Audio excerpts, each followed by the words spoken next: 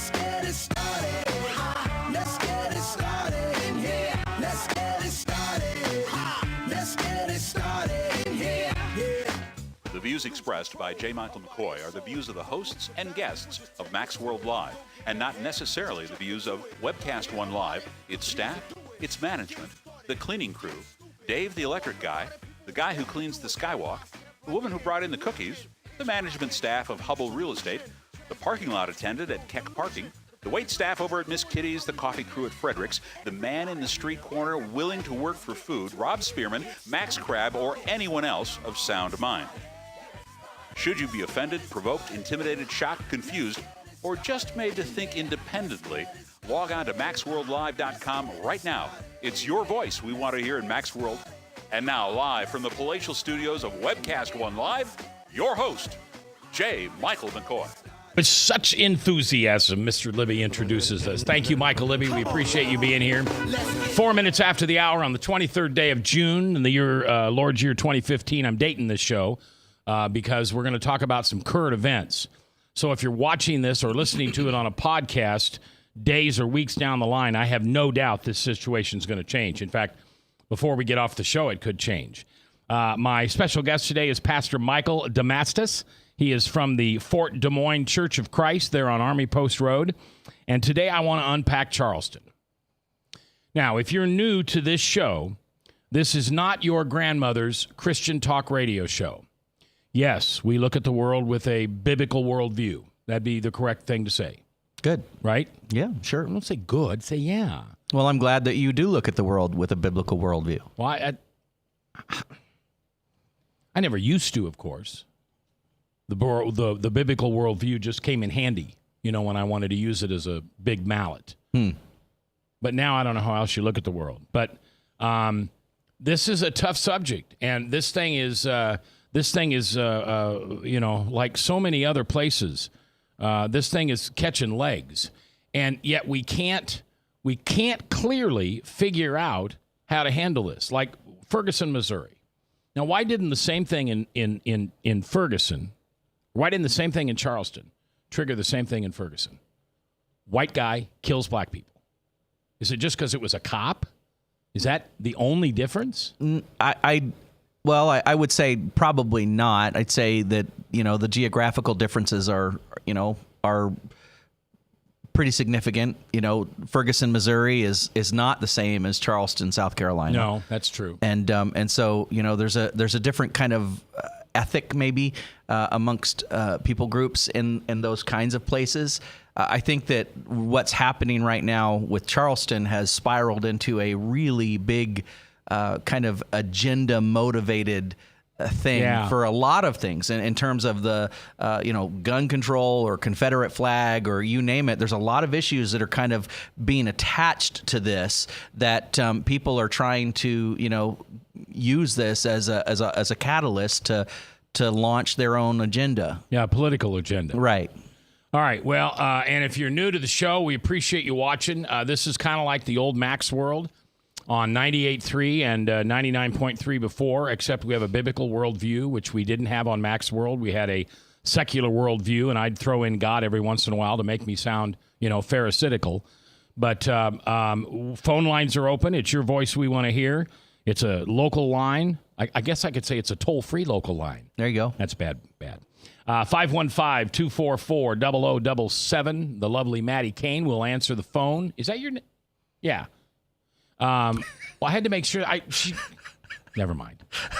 So I usually don't work with Maddie. Usually Ryan is my producer, but Ryan's on vacation, so Maddie's working, and she just got married not too long ago, and so I you know me and names, right? Sure. So is that Frank? Of course. Let's start the day off with Frank. So here's my question. Now, Frank, listen to me, because I need you to answer the question and not just run down some Cheerio road and do it your own way. 10-4. Are you ready? Yeah. Where was God? God's in heaven. But I mean, Charleston, 9 people in church, in a Bible study. This guy walks in and joins them. They show Christ-like love by inviting him in. He kills 9 people. Bad things happen to good people. That's it? God doesn't stop tragedy because God can use tragedy for his purposes, for his goals, and they're not our purposes and goals. So we can't understand the workings of God. We can't get into his mind why he allows certain things. But God was not asleep at the switch.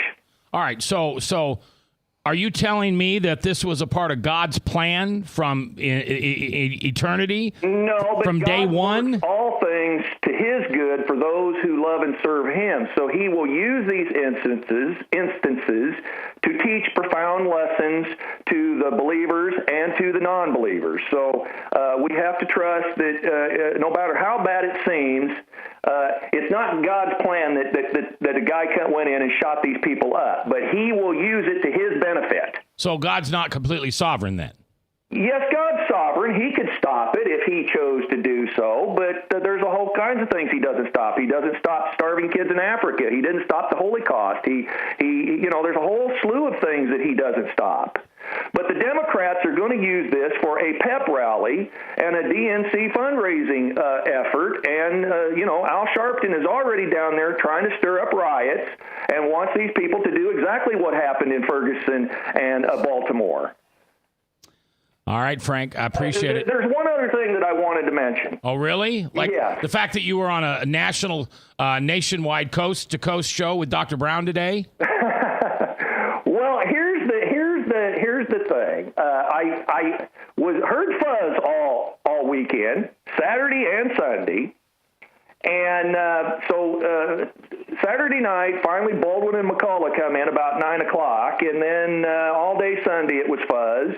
And pretty soon, about 9 o'clock, 10:30 Sunday night, I heard a very clear signal. Are you up and going? Frank, we are on full power. Full power. That's what I'm talking about. 100% full power, except we're missing you. That's right. What'd But you now say? here's Warp the thing. speed. Here's the thing. Bear with me that I want to talk about and give Michael something to chew on here. We can treat cancer, a cancerous lesion that breaks out on our arm, with a topical salve, but we are not addressing the root cause of the cancerous lesion. So when these gun rights people who go to stomp on the Second Amendment always start railing on the Second Amendment, what they're doing is they are trying to treat the symptom without treating the root cause of the disease. If we can find out why man has so much hatred for his fellow men, so much inhumanity to other men, the means of the death, whether it be a dump truck, a knife, a guillotine, a hatchet, explosives, what difference does it make how the 9 people were killed? You've got to address the root cause of why man is so inhumane to other men, and then you're treating the root cause of it without going at the symptom, which is the guns. All right. We'll talk about that, Frank. Thank you for calling, and we'll see you tomorrow. You are welcome. 244-0077. It's your voice we want to hear. What's at the heart of this? It's the heart. Mm-hmm. A flag, when we're going to talk about the flag in a minute, but changing gun rules ain't going to do anything until you change the heart. Frank's dead on. All of this boils down. The heart of the matter is the matter of the heart. Okay. That's it. I like that. Yeah. All right. Let's, obviously this young man, Dylan, I think his name is, and I had some people actually thank me on Facebook when I promoted this. I tagged you that I didn't show his picture. Because that's the hot picture. The hot picture that everybody in the media is showing is this kid and his Confederate flag and his, hippie dude and all that stuff. But I don't want to glorify him. But I also don't know how we talk about this unless we, say, maybe we just say the alleged shooter. Oh, and that's the other thing. I'm going to break some rules today. He's not alleged. Right. He's not. I know you are innocent until proven guilty. And if for some reason down the line we find that this is not the shooter, well, it is him. He admitted to it. Right. But, his lawyer will come in and say not guilty or whatever he does. Right. I'm just not going to call him alleged and, sue me. Dylan, sue me. I want to be the radio host in the country that this mass murderer sues because I refuse to say he's alleged. Where's mom and dad? I mean, this kid lives at home. The account that he had his website on is his mother's account. We haven't heard anything about Dad. Is this a fatherless child? So we can put that on the list of why this happened. Yeah, I don't know that any of this person's background at all. What I do know is that he was an evil young man. Yeah, he's 21 years old. He clearly had this intent. He had spoken it for weeks to others what he intended to do. One of his best friends is a black guy, right? And he told him, "I'm going to go shoot up a bunch of black people," right? And and the reporter said, "Why didn't you say anything?" Because I didn't think he was serious. He's just a crazy guy. Right. Well, obviously, crazy just got moved up on people we need to take care of. Right. And he had intent to do this. He'd spoken. He verbalized his intent. He carried through with his intent, and it was evil. He was an evil man. And he perpetrated great acts of evil. I mean, the most acts of evil. And here's the challenge I have in my heart. Well, I can forgive him. He's just broken. I mean, if the family can forgive him, for heaven's sakes, I can forgive him. What I worry about is what Frank talked about, and that's the politics of it now. Right. I guess for me on that side of it, I don't like to go down those roads, even though that those agendas are already being tossed around. My sentiment would be let the dead bury their dead before we start getting into talking about the Confederate flag and gun control and all that kind of stuff. There's still mourning and still grieving going on. There's still people that are wanting to deal with why did this happen? Why did God allow it to happen? Yeah, that's my question. That's why you're here today. Those are really important, valid concerns to have, and I think the other ones are. Those are issues that need to be dealt with, but I don't know if it's always the right thing to jump into so quickly. Even though my news feed is filled with stuff on Facebook about using Charleston either for the Confederate flag issue or for gun control stuff, and I just think it's sad. I'm like, you got a bunch of families back in Carolina and South Carolina that are literally planning funerals they never wanted to plan. Now, my guest today is Pastor Michael Demastus. He's from Fort Des Moines Church of Christ, services, I think Sunday school at 9, church at 10. Good job, Mac. I'm working on that. In a couple of years, I'll figure that out. And we have Mike standing by on the phone. Mike, we're going to take you right after the break. Don't hang up, buddy. This is a question to a pastor. So this is when I get confused. So is God in control or not? Does our free will change his plan?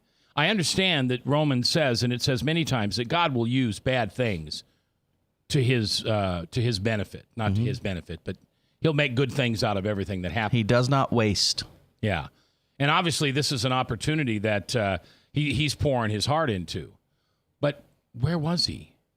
How do you answer that when you've got a congregation member who tragically loses a child or someone, and they look at you and they say, "I'm a believer. I follow Jesus. I'm at church every Sunday. I die. Mm-hmm. Where was God? Why couldn't he protect my child?" Do you want the answer right now, or are we going to break? What are we doing? Got a minute. Well, the quick answer: when you stand in the raindrops do not discriminate on where and on whom they fall. Okay. If you stand in the rain. So who's standing in the rain? We all are. We're all standing in the rain.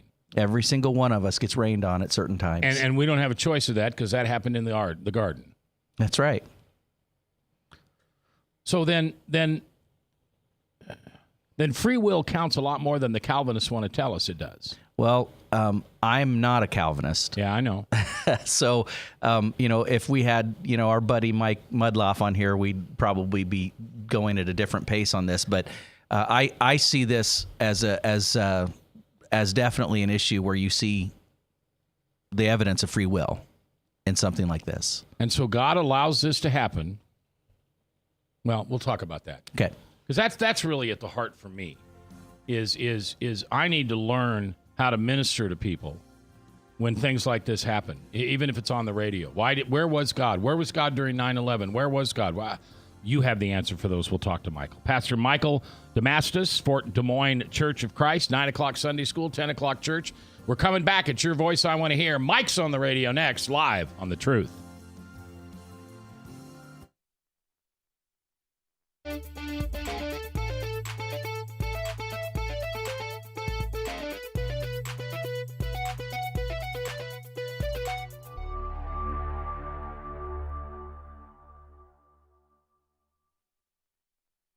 Hi, I'm J. Michael McCoy, and about 20 years ago, I went to a used car salesman by the name of John Hewitt. He had a little shop over there on North 2nd Avenue called John's Auto Sales, and I bought a car. I found that experience to be one that I had never had before from a used car salesman. He was honest, he was dependable, he had integrity, and he did what he said he was going to do. Well, over the years, between my kids and grandkids, I purchased 7 vehicles from John's Auto Sales. And last month, I asked him to be a sponsor. I can tell you about their huge selection. I can tell you about their years of experience. I can tell you about their honest integrity. But all I really need to tell you is that I bought 7 cars, and you can trust them. John's Auto Sales, 5435 2nd Avenue, Des Moines. You need a good ride when you hit the trail. Trust the man with the cars, and he goes by the name of Big John. Big John. Big John.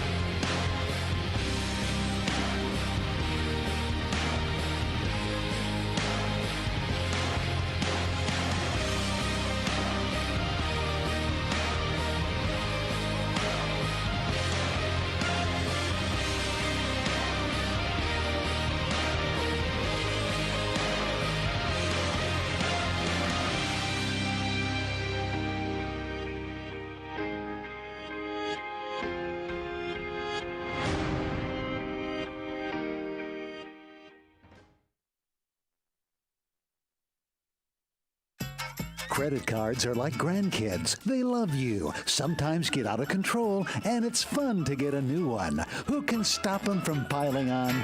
Hi, I'm Tom Coates with Consumer Credit of Des Moines. At the end of the day, you can return the grandkids, but you're stuck paying off bad credit card debt. We'll help you put the fun back into using credit cards responsibly. Right, kids? Yeah! If you need help getting credit cards off your back, call Consumer Credit of Des Moines. From the RE/MAX Real Estate Concept Studios, this is Webcast One Live.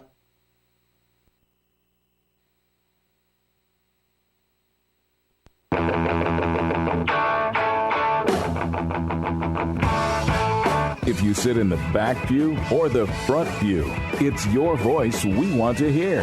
The phone lines are open, so call 244-0077. Now, here's J. Michael McCoy.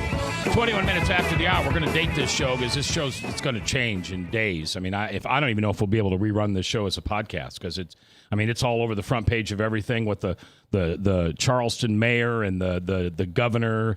What's that state? Nikki Haley, South Carolina. What she wants to do, and it's just crazy. The question is, Charleston, 9 people murdered. Where was God? Let's go to the phones where Mike is standing by. Mike, you're live on The View from a Pew. How you doing today, Mike? I'm doing very well. Thank you for taking my call. Thanks for hanging on through the break. Yes, where was God when this happened? He's on the throne, storing up wrath, and I'm thankful that there'll be no unrecompensed sin at the second coming, meaning that everything that I've ever done wrong, because I've trusted Jesus, he's going to take the full penalty of it. He has taken the full penalty for my sin. It's a done deal. And for those who do not trust Jesus Christ as Savior, they will take the full penalty. And I'm not saying that we should jump up and down and say, yeah, I'm glad they're getting theirs. We should praise God for taking the penalty for us and trust that every payment will be made because there will be no injustices at the end. The enemy will, of God will take the full penalty of his wrath, and I'd sure hate to be there when it happens.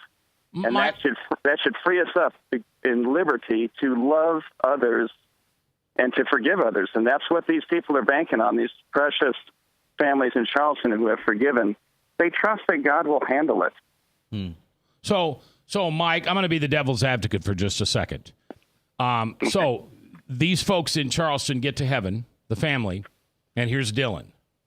And they go, what in the heck is he killed my father? He killed my mother. He killed my brother. He killed my sister.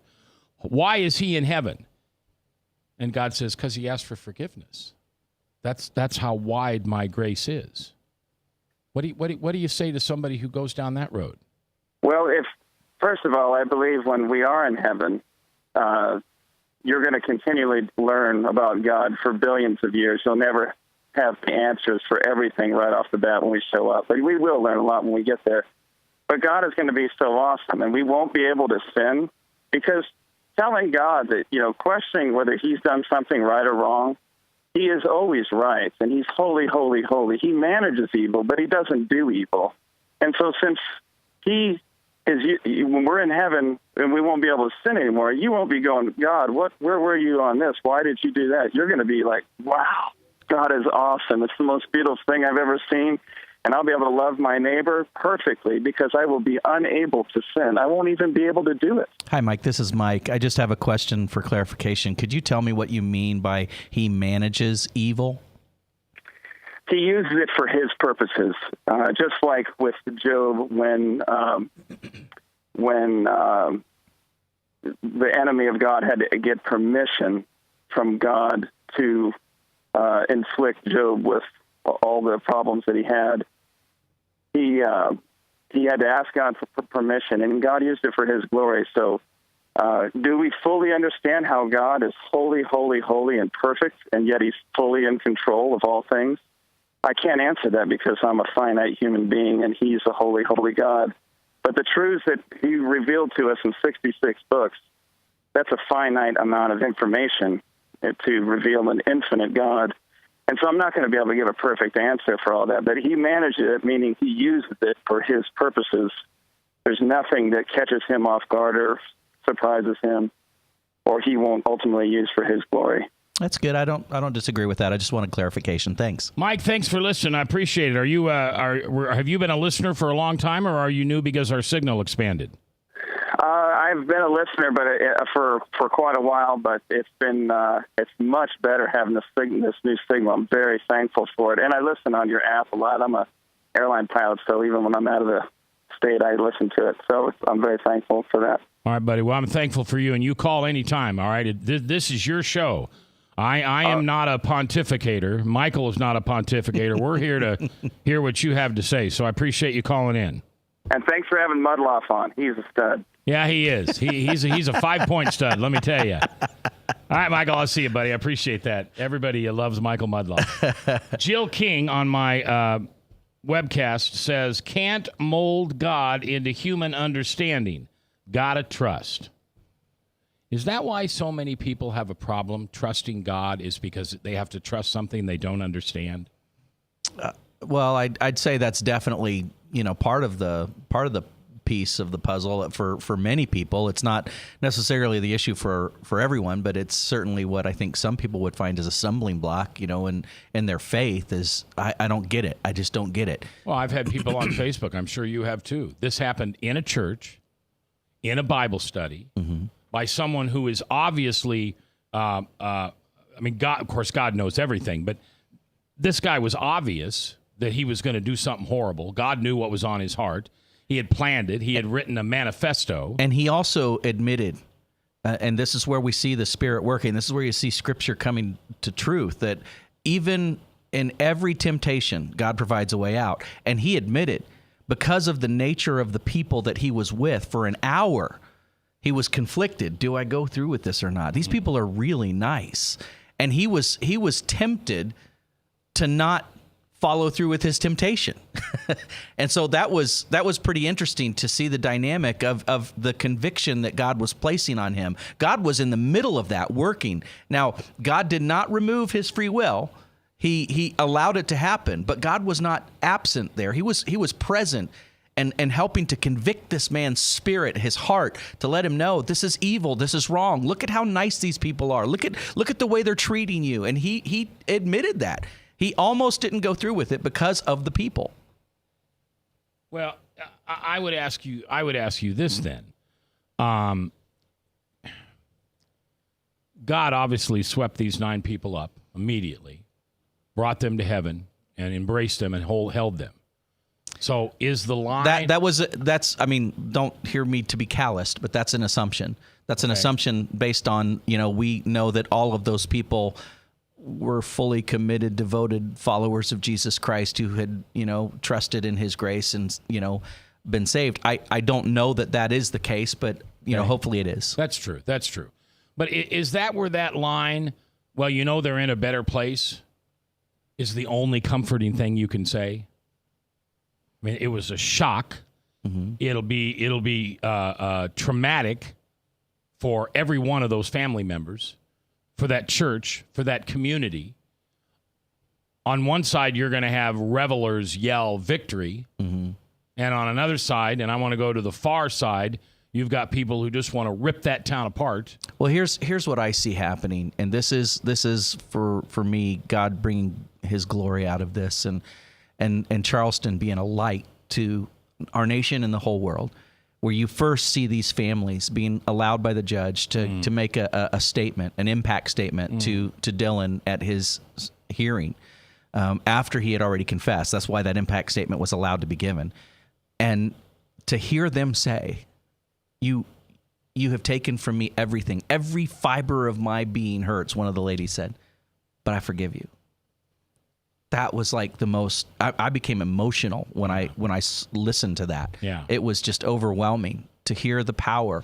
And only through Jesus, only through the Spirit of God can a person do something like that. Yeah. Because in our human flesh, we just want to pick up a pistol and put it right on his temple and pull the trigger. Yeah. And who cares what happens to us? Exactly. An eye for an eye.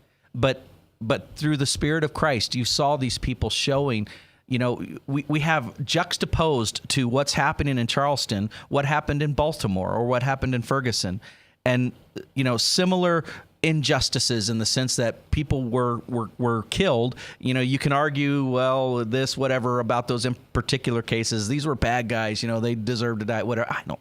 I'm not going to get up and into all that. What we know is somebody died and the communities reacted entirely different. Yeah. And they're what, 700 miles apart? Yeah. I mean, they're nothing. They're a teardrop.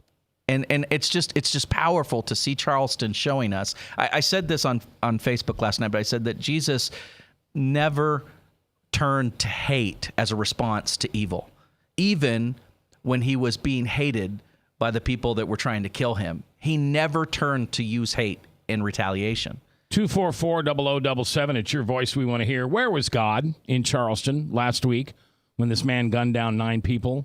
My guest is Pastor Michael Demastus, Fort Des Moines Church of Christ, Sunday school at 9, church at 10.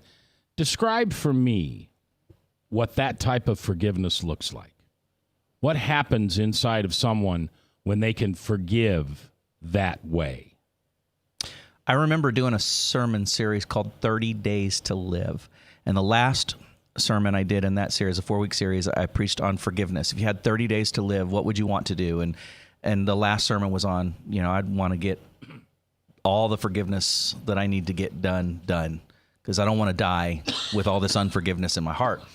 But the whole sermon, I carried a 45-pound rock, just big garden rock, and I was holding it up on my shoulder.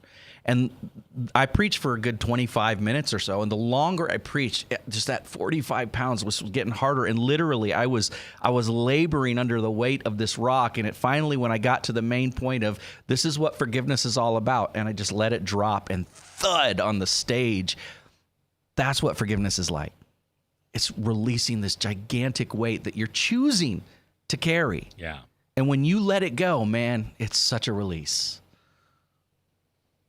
I remember, I don't know if I've ever told you this, but after I got let go at 98.3, and the reason I got let go is I wouldn't stop talking about the view from a pew. Even though Jesus hadn't mugged me that time, I still wanted to do a faith-based show. every Friday for 3 hours. And I'd done it for years. And the new GM came in and said, you do it again, you're fired. And I said, well, I'm going to do it Friday. Well, then you're going to be fired. So I said, all right, I'll walk. So the next show I had, immediately the competition picked me up, and I went over to the next show, and I had my pastor, Michael Householder, on. And I was kind of jokingly say, Mike, tell me how to forgive this guy. Tell me, because I wasn't quiet about what had happened and why it happened. Tell me how to forgive this guy. And I figured that was going to be 1 or 2 segments, okay? 3 hours later, I had finally gotten a grip on what Jesus meant by forgiving. And I still today, when I hit the 21st step on my steps coming up at home, when my left foot hits that top step and it lands right there by that brass railing, I say his name. Because every day I want to forgive him. Because I don't know how to forgive any. I can't just say you're forgiven and that's it. I don't. See, what I'm afraid of is I hold the forgive, but I don't forget. And I don't like that because that's not forgiveness, right? Well, I don't know that that's necessarily true. The scriptures say, Ephesians, that God has forgiven us through Christ Jesus and that we're supposed to forgive others just as God through Christ has forgiven us. And I think that, the way that Christ forgave us, you could say, well, he doesn't remember our sin anymore, and so, there's that element to it. And it's hard for me to weigh all this out. I also believe in strong boundaries, and I believe it's important to know, when you have to be as wise as a serpent, but as innocent as a dove in terms of even relating to people. And so sometimes it's important to be able to forgive, to not have that person owe you anymore. Yeah. But it's also okay to have a safe boundary when you need to. 244-0077. It's your voice I want to hear. Charleston, where was God? We heard from Mike. We heard from Frank. We're hearing from Pastor Michael Demastus. I want to hear from you. When we come back from the break, it's flags and guns and race. It's ugly. It's the accuser's way. Live here on The Truth. From the RE/MAX Real Estate Concept Studios, this is Webcast One Live. I'm Brian Leach, owner of Service Legends, and my position is Chief Talent Officer. I'm Nicholas Wonderscheid. I am Bernie Hobbs. And I'm the Service Manager. Marketing Director and Client Relations Manager. Everything that we do is about ensuring that we exceed your expectations. Our clients are important to us. 100% satisfaction. We're not just focused on heating and cooling. That's the easiest part of our job, actually, is fixing furnaces and air conditioners. Everyone that we come in touch with, we want to improve lives. Bottom line is, we've got our installation guarantees, 25% energy savings guarantee, comfort guarantee, temperature selection guarantee, property protection guarantee. 100% satisfaction guaranteed, fixed rate or it's free. All of those guarantees are backed up with a 100% money-back guarantee to hold ourselves accountable to making sure that you get what you're after. Just fixing the problem today. If they have another problem 5 days down the road, it's still fixed rate or it's free. We use what's called straightforward pricing. Our technicians are going to give you an exact to-the-penny price on what it's going to take before they move forward with any repair. That way you know what to expect. It's the same price every day.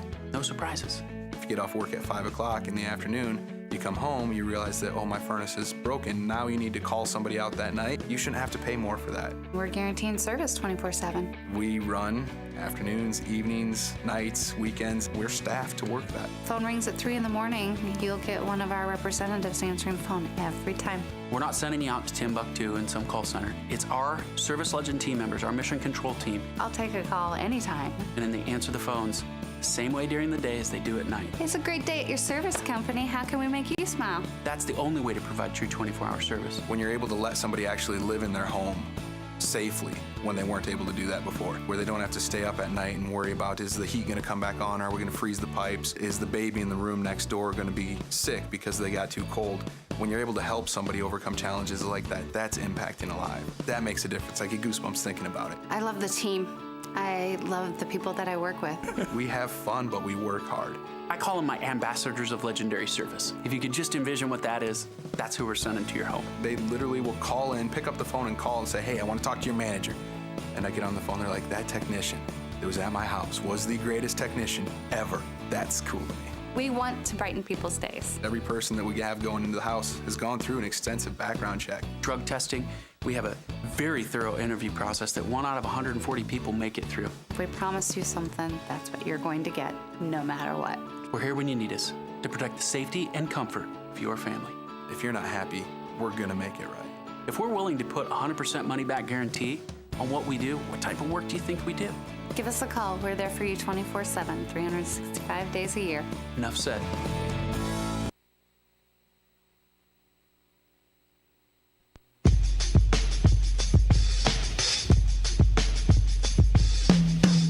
If you sit in the back pew or the front pew, it's your voice we want to hear.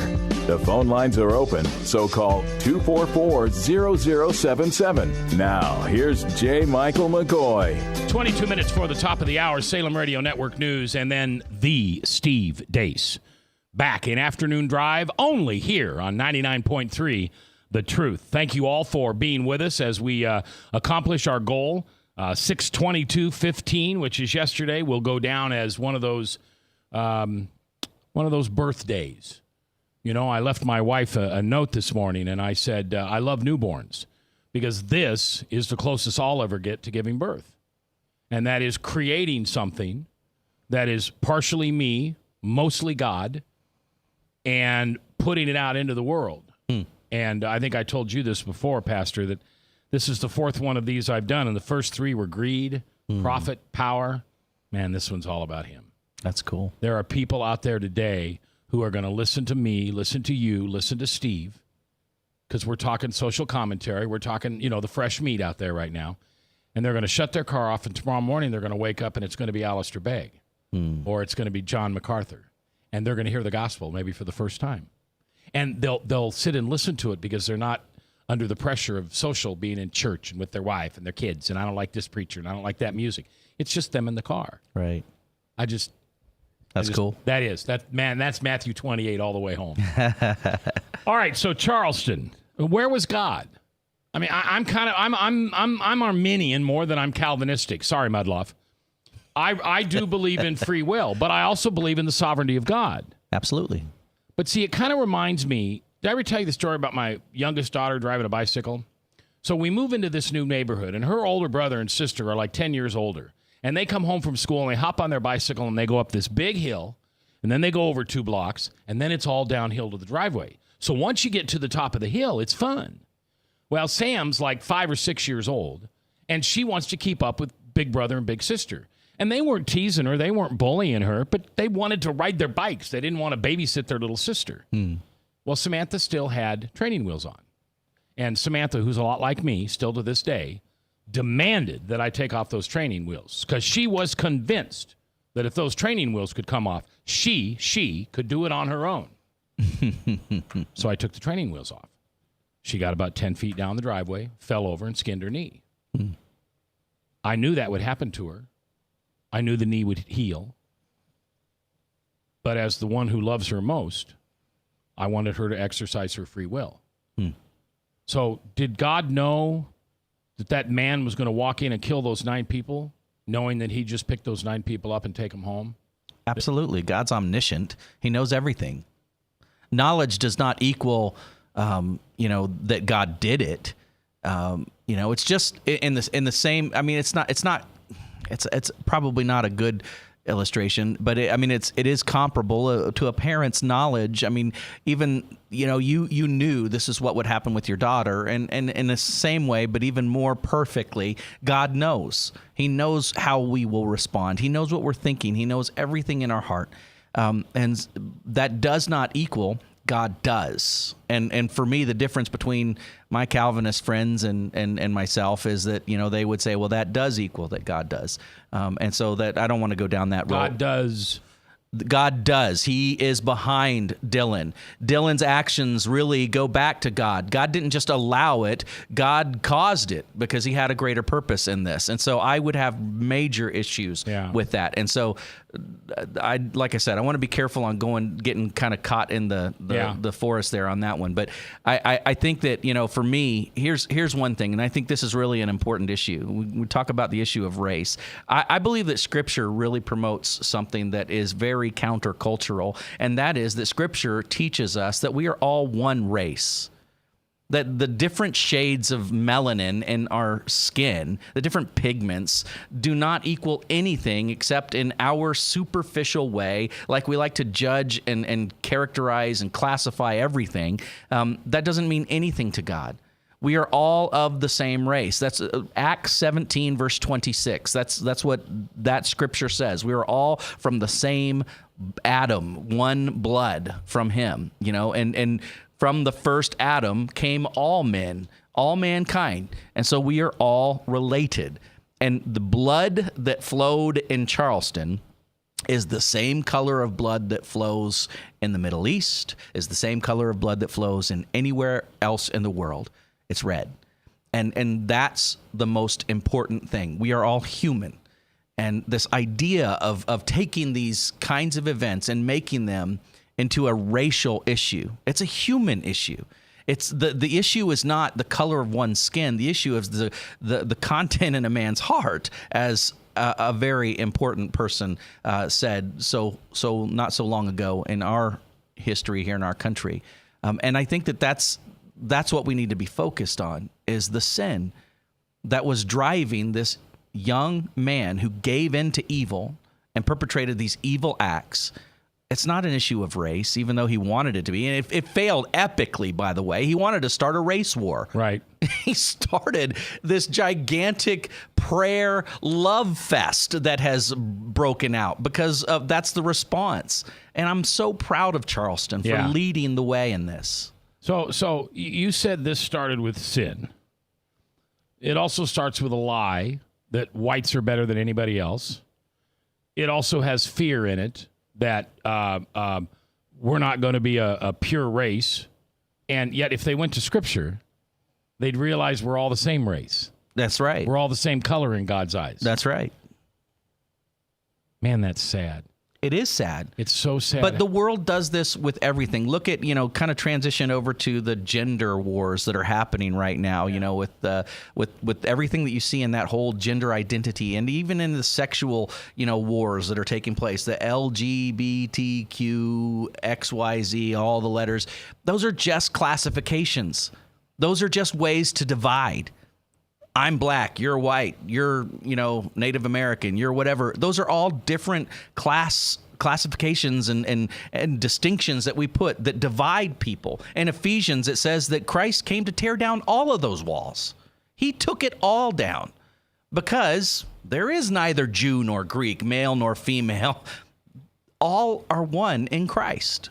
And we are truly, not just spiritually, not some kind of a metaphysical, theological, this isn't some academic exercise. This is real. We are truly one race.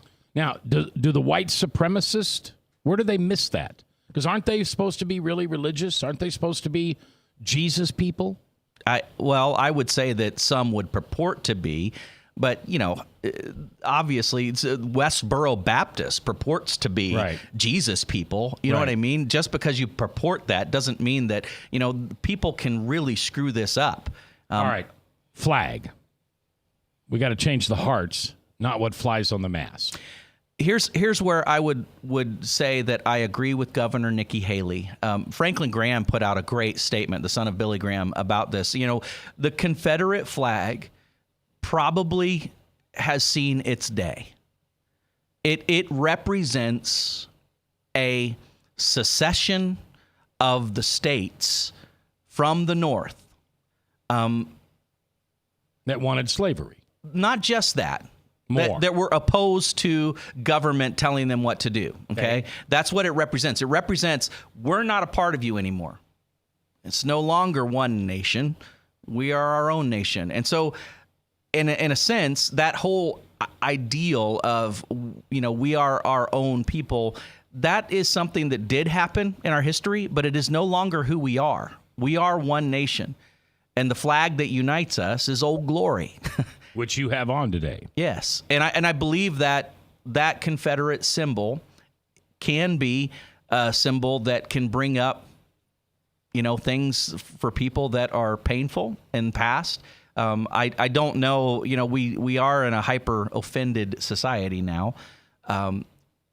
But I do think that flag being flown at a government building, to me, would be, as I can see how some can be offended by that, just as I would be offended if, like, say, at our state house, they flew the rainbow flag. Yeah.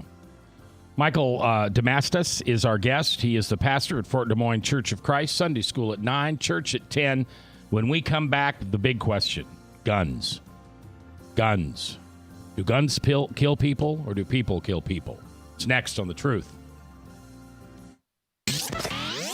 From the RE/MAX Real Estate Concept Studios, this is Webcast One Live. Credit cards are like grandkids. They love you, sometimes get out of control, and it's fun to get a new one. Who can stop them from piling on? Hi, I'm Tom Coates with Consumer Credit of Des Moines. At the end of the day, you can give these grandkids back, but you're stuck paying off bad credit card debt. We can help you put the fun back into using credit cards responsibly. Right, kids? Yeah! If you need help getting credit cards off your back, call Consumer Credit of Des Moines. Hi, I'm J. Michael McCoy, and about 20 years ago, I went to a used car salesman by the name of John Hewitt.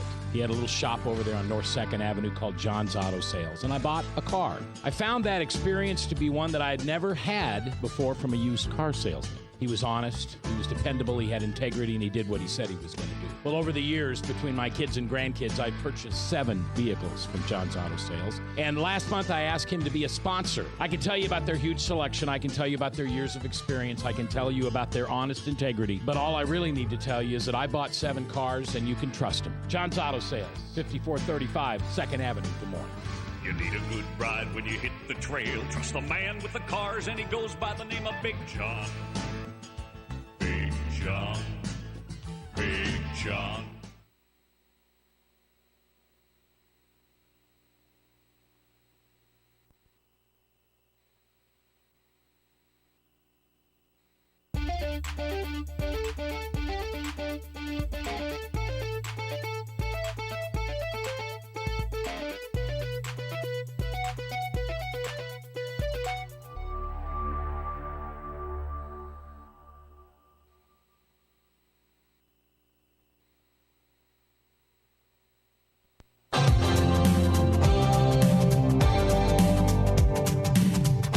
If you sit in the back pew or the front pew, it's your voice we want to hear. The phone lines are open, so call 244-0077. Now, here's J. Michael McCoy. 10 minutes before the top of the hour, Salem Radio Network News, and then at 3:03, it's the Steve Deace. Back in the market again, live in Afternoon Drive, while you travel home every single day right here on almost full power. I thought we were all 100%, but Chris just came in and said we were at 80%. Now, that extra 20% will not add us distance, but it'll give us fill. It'll be strong in the middle. So where, like my home right now, it's kind of on my stereo at home, but not really. Kind of. Before it wasn't there at all. We'll get to hear every beautiful symbol that comes from your lips. Yes, thank you. What a wonderful way to say that. How patronizing of you. Thank you, Michael. Pastor Michael Demastus is here, Fort Des Moines Church of Christ, 9 o'clock Sunday school, 10 o'clock on Sundays. We're talking about the tragedy in Charleston. And where was God? I mean, where was he? 244-0077, 515-244-0077. It's your voice we want to hear. Gun control. How do these low information voters think that by taking guns away from criminals, it's going to help the murder rate? What was the town or the state where they had a mandatory gun ownership law that you had to own a gun? Now, obviously, not everybody did it. And crime dropped like 82% because everybody in that town assumed somebody was carrying.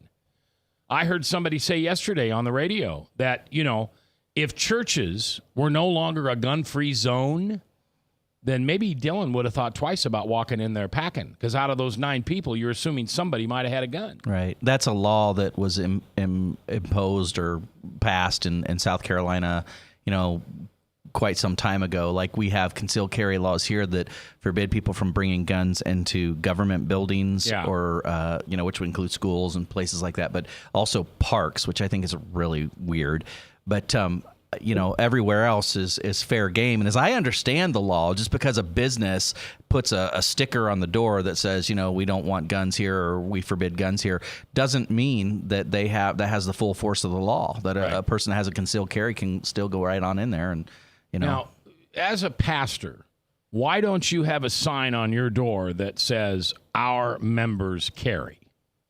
Warning, our members carry. Or this is not, or what it would be a positive. This is a gun happy zone. No, not happy, probably. But, if I'm walking in and I'm going to do something bad and I know there's a good chance that 17% of ththose people are carrying, that's not going to be my target. We're probably more at about 25% at the fort, but I think that it's just the culture, I guess, of who we are as a church. We have a lot of people that do carry, have concealed carry permits in our church. But we have, including, by the way, the pastor.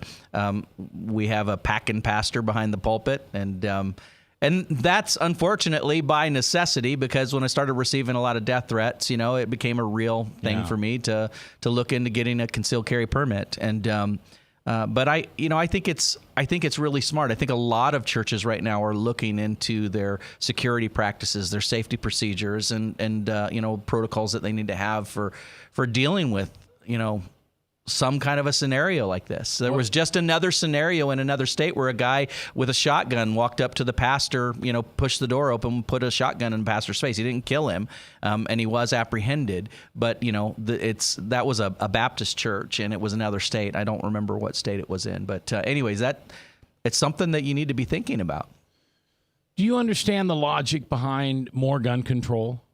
I understand the people that desire to have that kind of thing passed, that they are going to use an episode like this as a catalyst to see. You see, more guns equals more violence. And it's not true. But I was going to say, that's not true. It is not true. The issue, as we had said earlier in the show, and it's just the truth, is that the issue is sin. The issue is evil. Yep. The issue is the person's heart and the intent of anyone. Even if we had the strictest, strongest gun control laws in the world, it's not going to stop somebody from wanting to kill someone, and it's not going to stop them from carrying through on that, period. Yeah, it's my spoon doesn't make me fat. My car doesn't make me speed. Right.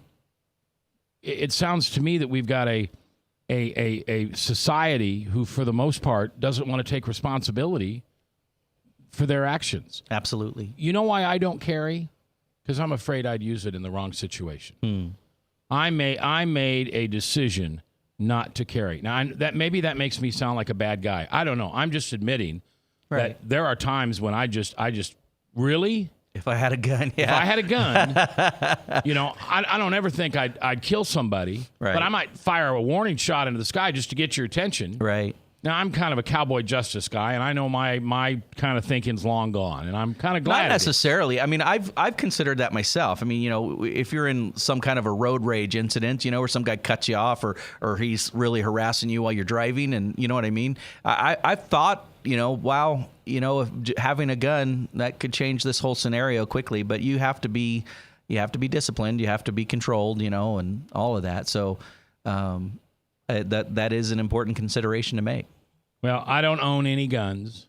I'm not a gun guy. I guess I could kind of say I'm a little afraid of them. I'm afraid. And maybe I'm a low information voter, because I'm scared of the gun. But I guess if the guy behind if you pulled out a gun, not on me, but if you pulled out a gun, I'd feel safe, because I know you. Mm-hmm. And to me, that's proof that guns don't kill people. People kill people. Right. But having a gun-free, that's just anarchy. Yeah. That's absolutely anarchy to not allow good people to own guns and force them into the hands of people who don't abide by the law. Look at countries where that has happened. Look at London. Look at England. Where people are hacked literally to death in the streets, and the cops that show up are powerless to do anything. And only in very special circumstances are they allowed to pull out guns to stop people. And that's the problem with that kind of a mentality. It causes more death, more pain, more hurt. But they don't understand that. The low information voters don't understand that. And inside, I think they're driven by the accuser who wants to take over and force a horrible government upon all of its people, which eventually gets rid of freedom of speech and freedom of religion. Now, I'm going to call you on the carpet a little bit. You keep using that term, low information voter, and I get that. That's, but the people that I have this debate with are highbrow, sophisticated people that are educated, that have just a very different worldview than I do. Yeah. And they are not necessarily, because when I hear the term low information voter, this is what I think. This is what comes to my mind. A gal in a trailer park and got a curler in her hair and a cigarette in her mouth, and you know what I mean? That's kind of. Mama gave me a free phone. Yeah, that's right. Pastor Michael Demastus has been our guest today. Fort Des Moines Church of Christ, 9 o'clock Sunday School, 10 o'clock church. Hope to have you back again soon. I'll see you tomorrow. Until then, remember, as you forgive, you shall be forgiven. That's what Jesus taught us. I'll see you in church.